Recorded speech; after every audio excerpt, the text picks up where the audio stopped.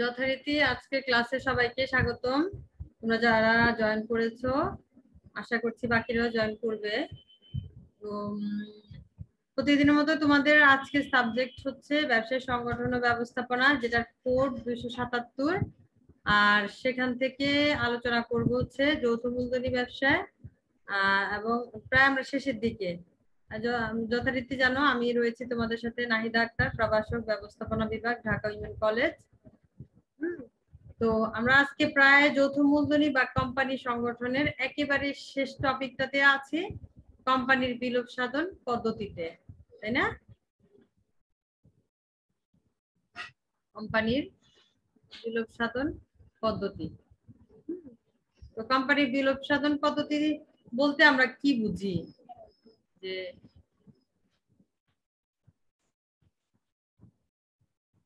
Company যেহেতু একটি আইনসৃষ্ট প্রতিষ্ঠান, অর্থাৎ তোমরা জানো কোম্পানি হচ্ছে কত সালের আইন দ্বারা গঠিত? 1994 সালের আইন দ্বারা গঠিত, নিয়ন্ত্রিত এবং পরিচালিত একটা প্রতিষ্ঠান। সুতরাং যে কোম্পানি হচ্ছে কি আইন সৃষ্ট একটা প্রতিষ্ঠান, আইনের মাধ্যমেই কোম্পানি কি হয়? গঠিত হয়, পরিচালিত হয় এবং নিয়ন্ত্রিত হয়। সুতরাং কোম্পানি যেভাবে কোম্পানির আইনের অনুযায়ী গঠিত হয়, পরিচালিত হয় এবং নিয়ন্ত্রিত হয়, সে আইনের আলোকেই কোম্পানিকে আবার কি হতে হবে? বিলুপ্ত বা বন্ধ করতে হবে। তো তাহলে দেখো কোম্পানি বিলুপ্ত বা বন্ধ করার উপায়গুলো হচ্ছে কি কি?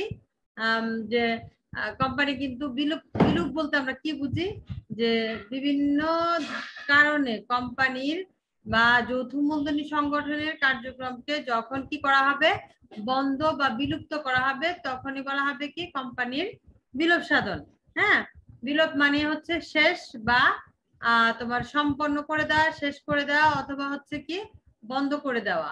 তো কোম্পানি বিলোপ সাধন পদ্ধতি প্রধানত তিন ধরনের দেখতে পাচ্ছি আমরা: আদালত কর্তৃক বাধ্যতামূলক বিলোপ সাধন, আর হচ্ছে স্বেচ্ছাকৃত বিলোপ সাধন।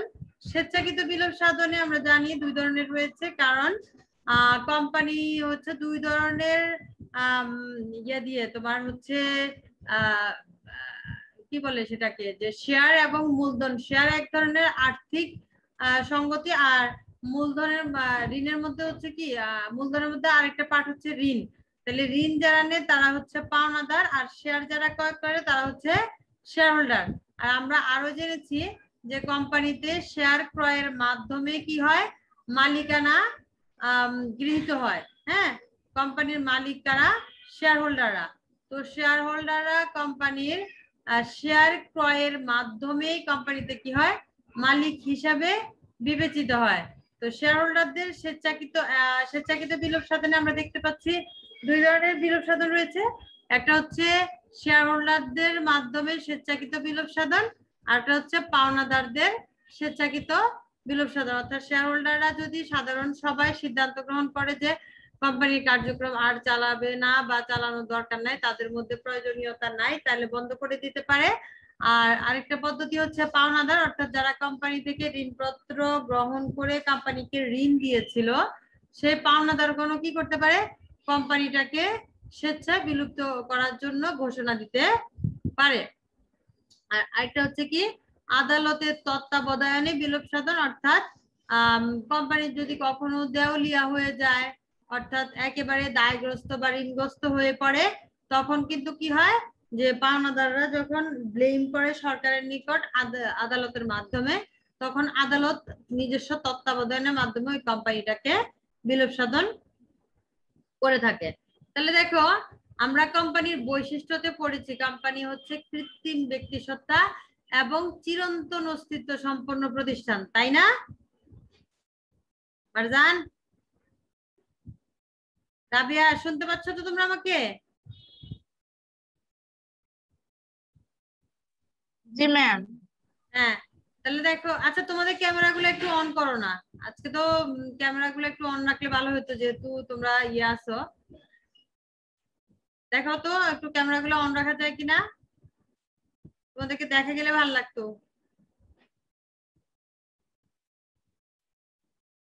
আচ্ছা, দেখো কোম্পানির যে মূল বৈশিষ্ট্যগুলো আমরা পড়েছি, একটা হচ্ছে কৃত্রিম ব্যক্তিসত্তা, আরেকটা হচ্ছে চিরন্তন অস্তিত্ব। এই দুইটা হচ্ছে বেশি মানে বৈশিষ্ট্যের মধ্যে সবচেয়ে বেশি গ্রহণযোগ্য বা সবচেয়ে গুরুত্বপূর্ণ বৈশিষ্ট্য হচ্ছে কি কৃত্রিম ব্যক্তিসত্তা এবং চিরন্তন অস্তিত্ব।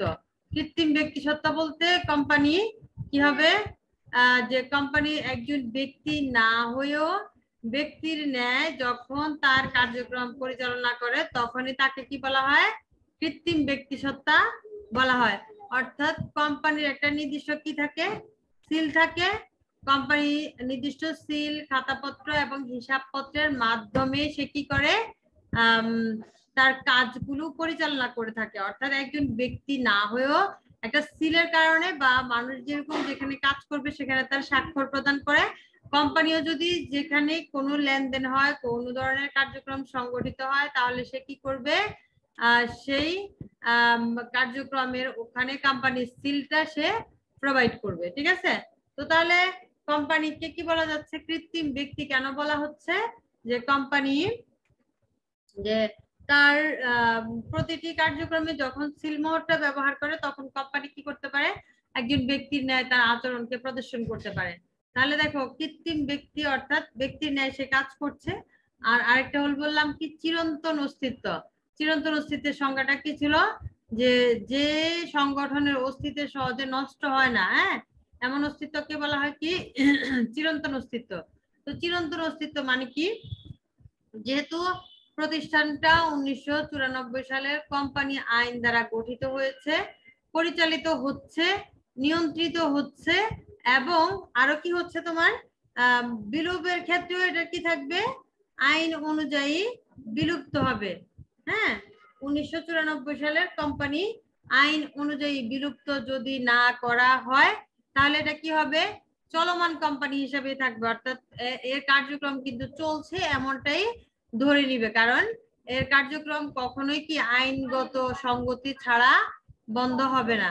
তাহলে দেখো চিরন্তন অস্তিত্বটা কি বলতেছে, চিরন্তন অস্তিত্বের কারণে কি হচ্ছে, কোম্পানি আইনের মাধ্যমে বন্ধ করতে হচ্ছে, না হলে কিন্তু কোম্পানির কার্যক্রম ধরে নেওয়া হয় যে কোম্পানি চলমানই আছে, কোম্পানিকে ট্যাক্স প্রোভাইড করতে হবে, কোম্পানিকে তার হিসাবপত্র দাখিল করতে হবে, এই বিষয়গুলা কন্টিনিউ করতেই হবে।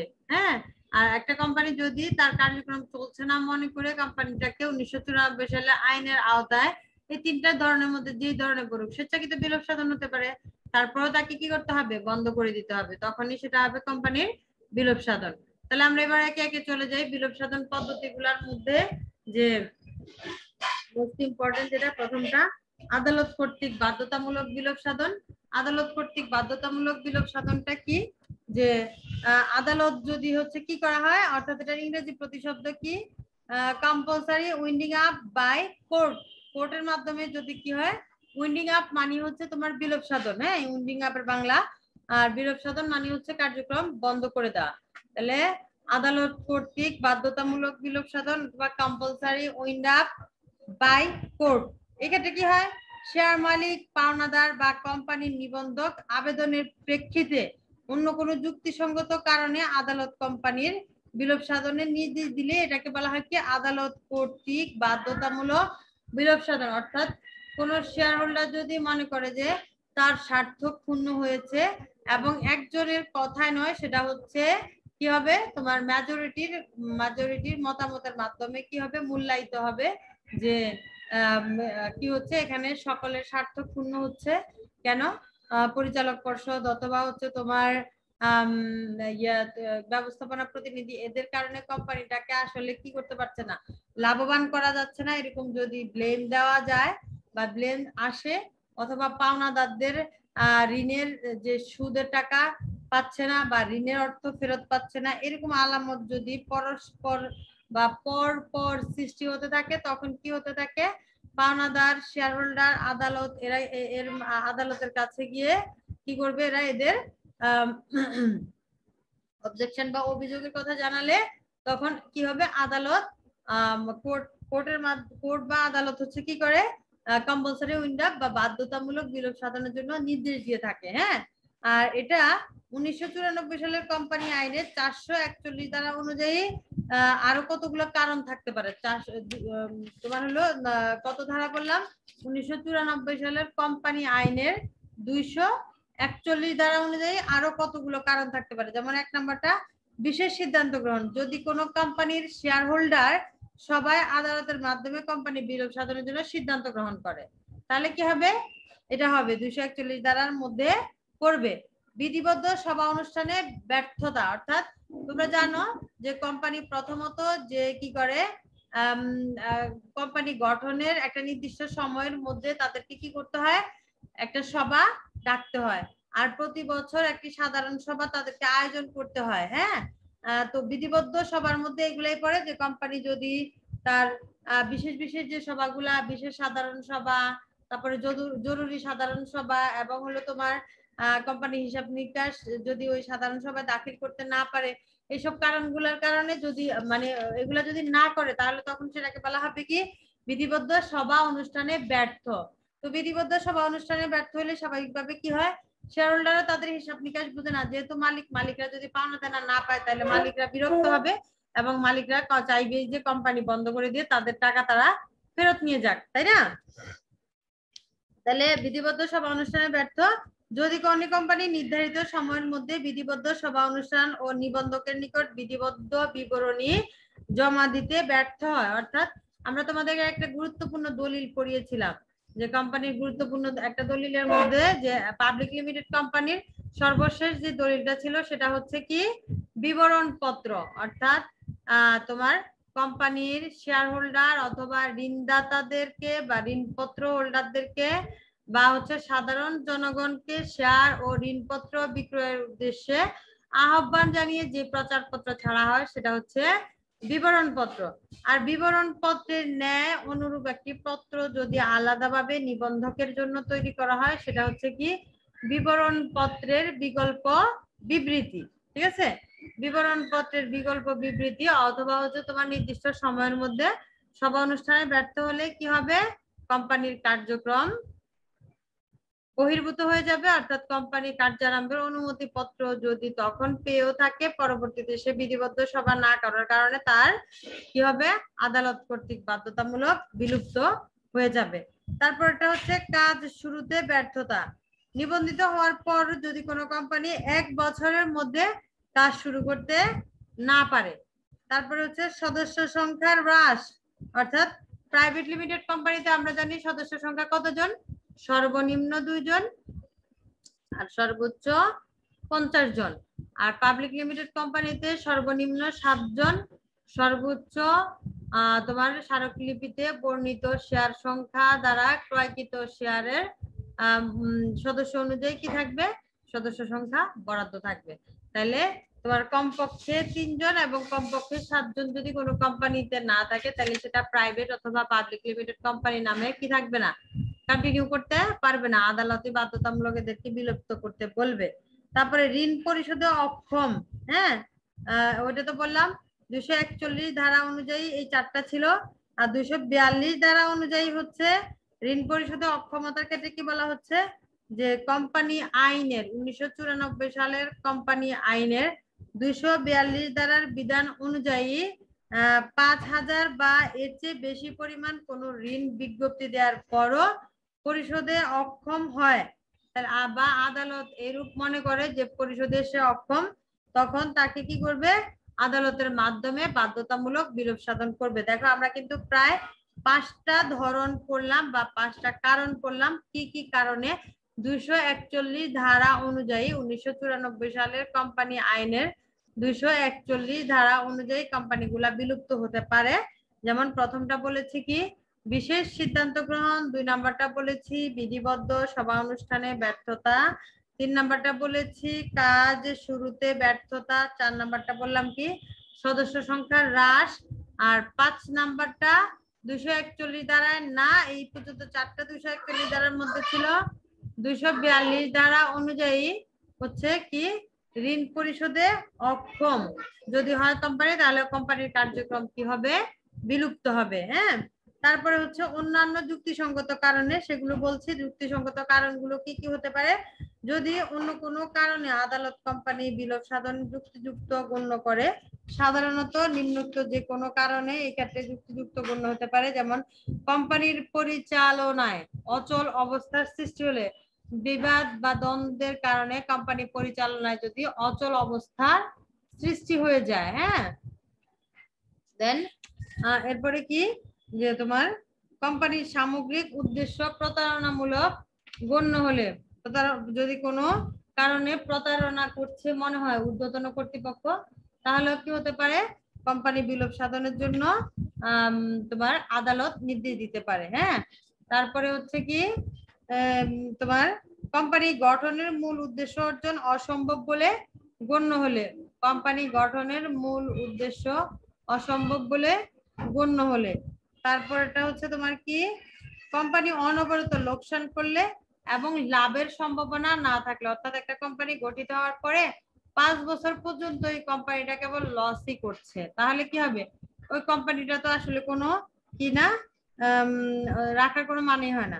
তারপরটা হচ্ছে দেখো কোম্পানির ব্যবস্থাপনার ইচ্ছাকৃত অবহেলায় মালিকদের অধিকার ক্ষুণ্ণ হলে, ব্যবস্থাপনার অবহেলায় যদি মালিকদের অধিকার নষ্ট হয়, আবেদনকারী শেয়ার মালিককে কোম্পানিতে সকল প্রকার কাজে অংশগ্রহণ হতে বঞ্চিত করলে, তাহলে যারা আবেদন করে শেয়ার পেয়েছে, অর্থাৎ আইপিওর মাধ্যমে প্রথমত আবেদন করেছে, সাধারণ শেয়ার পেয়েছে, এরাই কিন্তু কি কোম্পানির মালিক। তাহলে এই সাধারণ শেয়ার হোল্ডারদেরকে তোমার কি করতে হবে, সকল কাজের সাথে যুক্ত রেখে, অর্থাৎ মালিকদেরকে সকল কাজের সাথে যুক্ত রেখে তাদেরকে জানিয়ে তারপর কোম্পানি কার্যক্রম পরিচালনা করতে হবে। যদি না করে তাইলে কিন্তু কোম্পানির কার্যক্রম কি হবে, অবৈধ বলে ঘোষিত হবে। এই গেল তোমার তাহলে কি 1 নাম্বারটা আদালত কর্তৃক বাধ্যতামূলক বিলোপ সাধন। তারপরটা হচ্ছে স্বেচ্ছাকৃত বিলোপ সাধন। স্বেচ্ছাকৃত বিলোপ সাধনের ক্ষেত্রে আমরা দেখলাম যে স্বেচ্ছাকৃত বিলোপ সাধন 2 ধরনের, একটা হচ্ছে শেয়ার হোল্ডারদের কর্তৃক স্বেচ্ছাকৃত বিলোপ সাধন, আরটা হচ্ছে পাওনাদার কর্তৃক স্বেচ্ছাকৃত বিলোপ সাধন।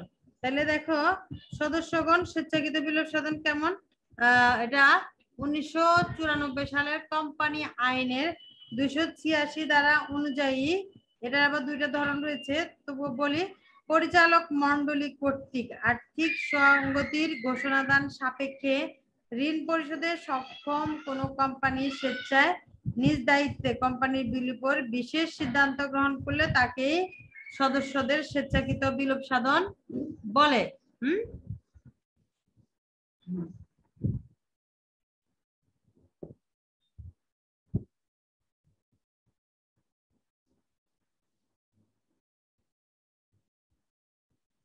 তো কোম্পানি আইনে 286 ধারা অনুযায়ী 286 ধারার বিধান অনুযায়ী বিলোপ সাধনের ক্ষেত্রে 2 ধরনের হতে পারে, একটা হচ্ছে নির্দিষ্ট শেয়ার হোল্ডারদের স্বেচ্ছাকৃত বিলোপ সাধন, যেটা এটা আবার 2 ধরনের হতে পারে, একটা হচ্ছে নির্দিষ্ট কোম্পানির ক্ষেত্রে আর একটা হচ্ছে সাধারণ কোম্পানির ক্ষেত্রে।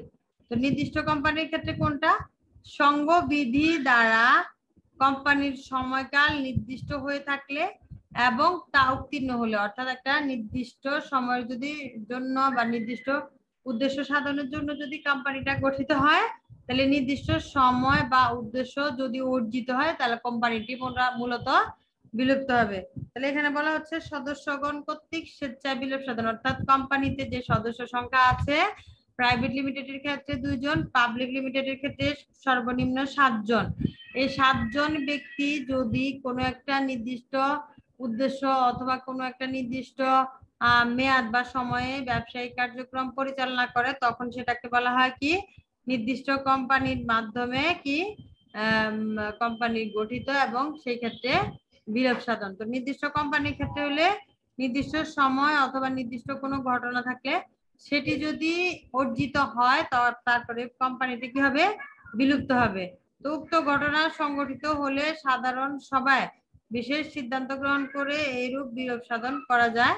আর সাধারণ কোম্পানির ক্ষেত্রে যদি কোম্পানির শেয়ার হোল্ডারদের সভায় বিশেষ সিদ্ধান্ত গ্রহণ করে যে কোম্পানির স্বেচ্ছাকৃত বিলোপ ঘটানো হয়, হ্যাঁ, যদি কোম্পানির শেয়ার হোল্ডারদের সভায় বিশেষ সিদ্ধান্ত গ্রহণ করে যে কোম্পানির স্বেচ্ছাকৃত বিলোপ সাধন করা হয় সেটাই হচ্ছে কি সাধারণ কোম্পানির ক্ষেত্রে স্বেচ্ছাকৃত বিলোপ সাধন। অর্থাৎ 2 ধরনের শেয়ার হোল্ডারদের মাধ্যমে স্বেচ্ছাকৃত বিলোপ সাধনকে আবার 2 ভাগে ভাগ করা হয়েছে 286 ধারা অনুযায়ী। এটা ছিল কি কি নির্দিষ্ট কোম্পানির ক্ষেত্রে, আরেকটা হচ্ছে সাধারণ কোম্পানির ক্ষেত্রে।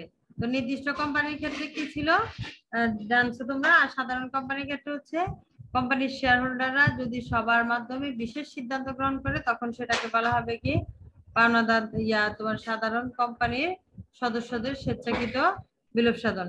এবার পাওনাদারগণ কর্তৃক স্বেচ্ছাকৃত বিলোপ সাধন কোম্পানির পরিচালক বৃন্দের কোনো আর্থিক অসঙ্গতি ঘোষণা প্রদান ছাড়াই কোম্পানির সভায় কোম্পানি বিলোপের বিশেষ সিদ্ধান্ত গ্রহণ করা হলে তাকে পাওনাদারগণের স্বেচ্ছাকৃত বিলোপ সাধন বলে। এক্ষেত্রে কোম্পানি বিলোপ শেয়ারহোল্ডারগণ কর্তৃক গৃহীত হলেও কোম্পানি গুটানো বা বন্ধ করার কার্যক্রমে পাওনাদার কর্তৃক সম্পাদিত হয়ে থাকে। এটা হচ্ছে 86 গ ধারা অনুযায়ী। তারপরে 3 নম্বরটা আমরা দেখতে পাচ্ছি আদালতের তত্ত্বাবধানে বিলোপ সাধন। তো আদালতের তত্ত্বাবধানে বিলোপ সাধনটা হচ্ছে কি যে কোম্পানি বিলোপের বিশেষ সিদ্ধান্ত গ্রহণের পর সংশ্লিষ্ট কোনো পক্ষের আবেদন ক্রমে আদালত উক্ত কোম্পানির কার্যকলাপ বা বিলোপ কার্য তত্ত্বাবধানের সিদ্ধান্ত নিলে বা আদালত বিলোপ কার্য তত্ত্বাবধান করলে তাকে আদালতের তত্ত্বাবধানে বিলোপ সাধন বলে।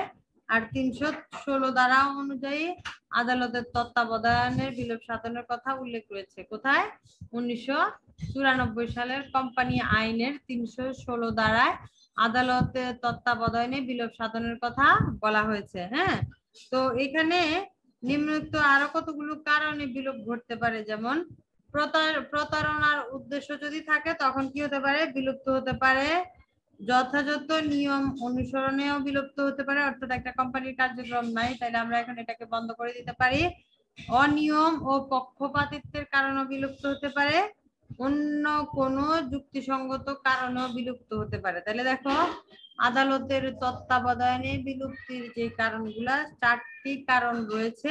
তাহলে প্রতারণার উদ্দেশ্যে বিলোপ সাধনটা কি, প্রতারণার উদ্দেশ্যে বিলোপ সাধন হচ্ছে যদি আদালতের নিকট দেখা যায় বা আদালত যদি দেখে যে শেয়ার হোল্ডারদের প্রতারণার উদ্দেশ্যে অবসায়নের সিদ্ধান্তে কি হচ্ছে গৃহীত হয়েছে, অর্থাৎ শেয়ার হোল্ডারদেরকে প্রতারণা যদি করার এমন কোনো ইচ্ছা থাকে তাহলে শেয়ার হোল্ডাররা আদালতকে জানালে আদালত নিজস্ব তত্ত্বাবধানে বিলোপ করে সবার পাওনা দেনা সবাইকে বুঝিয়ে দিবে। তো যথানিয়ম অনুসরণের ব্যর্থতা হলে আদালত যদি মনে করে যে কোম্পানি অবসায়নের যথাযথ নিয়ম বা পদ্ধতি অনুসৃত হচ্ছে না তাহলেও কিন্তু আদালত কি করতে পারে যে বিলুপ্তির ক্ষেত্রে একটু তত্ত্বাবধান করতে পারে। অনিয়ম ও পক্ষপাতিত্ব যদি আদালত প্রমাণ পায় যে কোম্পানির সম্পদ সংগ্রহ ও বিক্রয়ের ক্ষেত্রে অনিয়ম ও পক্ষপাতিত্ব হচ্ছে তাহলে কিন্তু কোম্পানি কি করতে পারে তোমার কোম্পানির কাছে আদালতের কাছে আশ্রয় গ্রহণ করলে কোম্পানির তত্ত্বাবধান আদালত তত্ত্বাবধান করে কোম্পানিটাকে বিলুপ্ত করবে।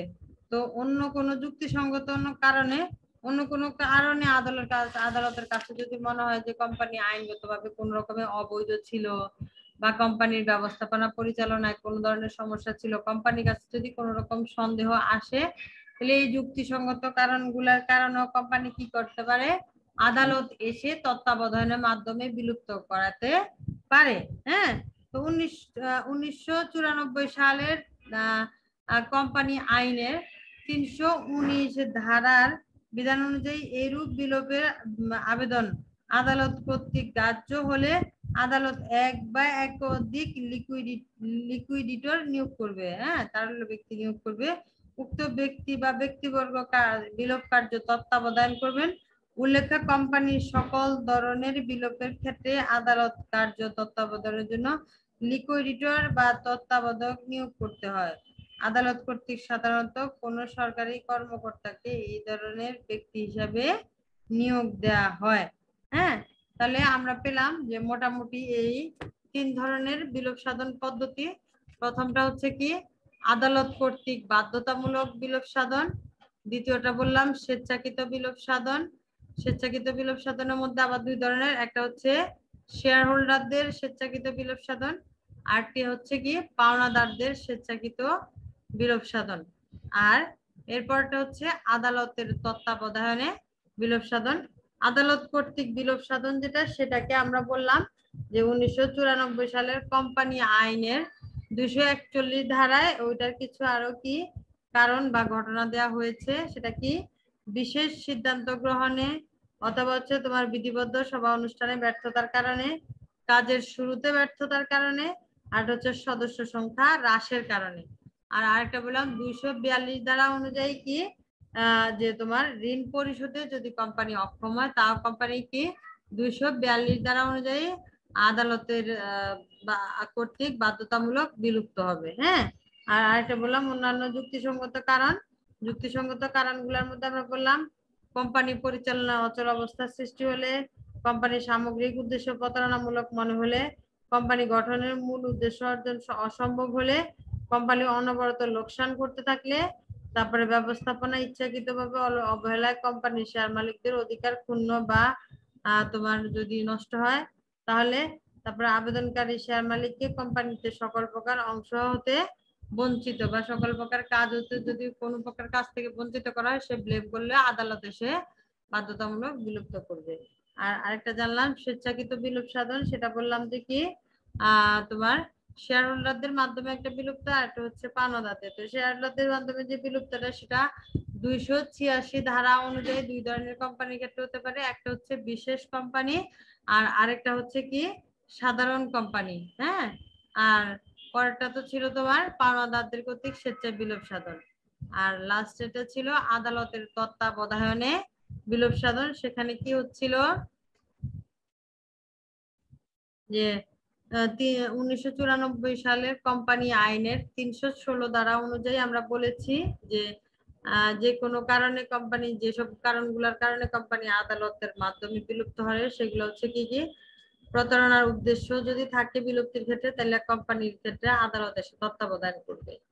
তারপরে যথা নিয়ম অনুসরণে ব্যর্থ হলে, অর্থাৎ যথাযথ নিয়ম, এটা আমরা প্রথমেও পেয়েছি 1 নম্বরটাতেও, যে তোমার সেটাতে ছিল কাজ শুরুতে ব্যর্থ হলে অথবা বিধিবদ্ধ সভা অনুষ্ঠানে ব্যর্থ হলে। তো এখানে যথাযথ নিয়ম অনুসরণে যদি বিলোপ সাধনের ক্ষেত্রে ব্যর্থ হয়, তাহলে সেক্ষেত্রে কি হবে, আদালতের তত্ত্বাবধান থাকবে। অনিয়ম ও পক্ষপাতিত্ব যদি থাকে, সেখানেও আদালতের তত্ত্বাবধান থাকবে। আর অন্যান্য যে কোনো যুক্তিসঙ্গত কারণেও হতে পারে। হ্যাঁ, তাহলে তোমরা একটু ভালো করে বাসায় প্র্যাকটিস করবা। এরপরে এবার আমাদের আর নাই কোম্পানির সংগঠনের আর তেমন নাই, কিন্তু বিভিন্ন ধরনের কোম্পানি সংগঠন সম্পর্কে আমরা করব।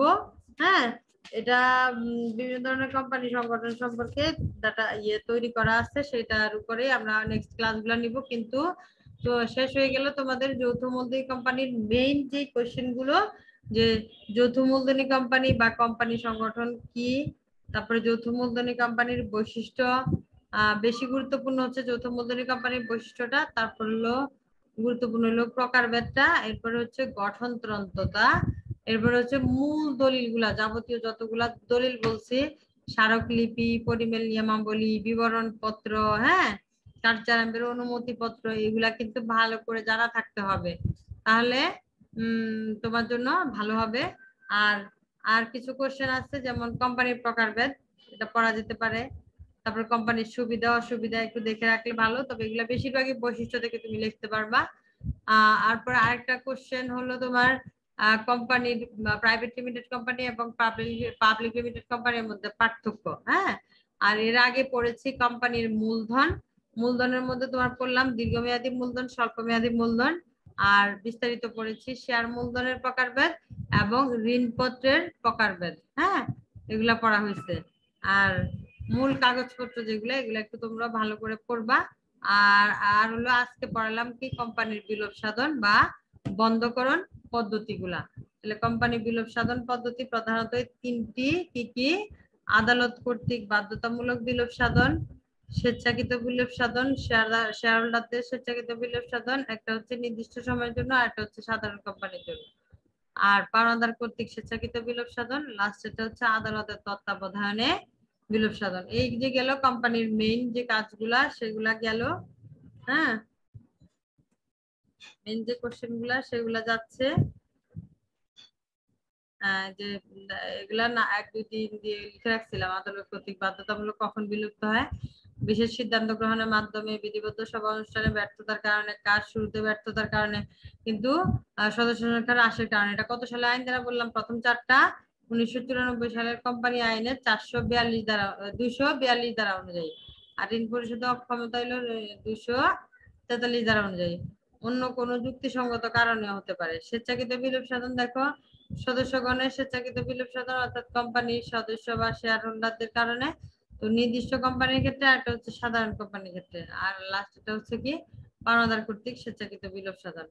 আর আদালতের তত্ত্বাবধানে বিলোপ সাধন যখন হচ্ছে তখন প্রতারণার উদ্দেশ্যে বিলোপ সাধন, যথা নিয়ম অনুসরণের ব্যর্থতা হলে, অনিয়ম পক্ষপাতিত্ব হলে, অন্য কোনো কারণে যদি কোম্পানি বিলুপ্ত হতে যায় তাহলে আদালতের কাছে জানালে আদালত তত্ত্বাবধান করবে। তো এই পর্যন্ত আজকে। হ্যাঁ, তো তোমরা এই অধ্যায়টা ভালো করে রিভাইজ করো। লাস্ট একটা কোশ্চেন এই অধ্যায় একটুখানি আছে যে বাংলাদেশে কোম্পানি সংগঠনের বর্তমান অবস্থা ও ভবিষ্যৎ সম্ভাবনা।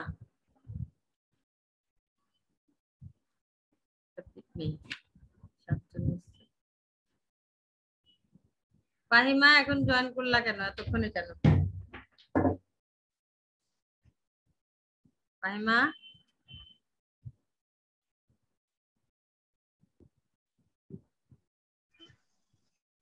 সবার ক্যামেরাটা ওপেন করো, একটু 1 মিনিট আছে, একটা ছবি উঠাই। সবার ক্যামেরাটা ওপেন করো।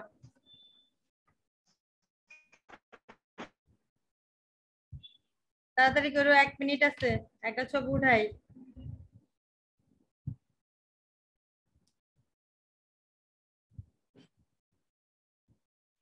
সবার ক্যামেরা একটুকু ওপেন করো, একটুকু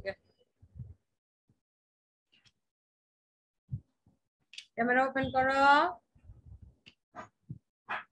সবাই। মার্জান ক্যামেরা ওপেন করো। হ্যাঁ, এই তো good. Rabiya, Rabiya camera open করো। সবাই বাসা ড্রেসে স্কার্ফ দিয়ে মাথায় ঘোমটা দিয়ে নিলে হবে। রাবিয়া, ফাহিমা, পিজা, তোমরা সবাই একটু ইয়ে করো।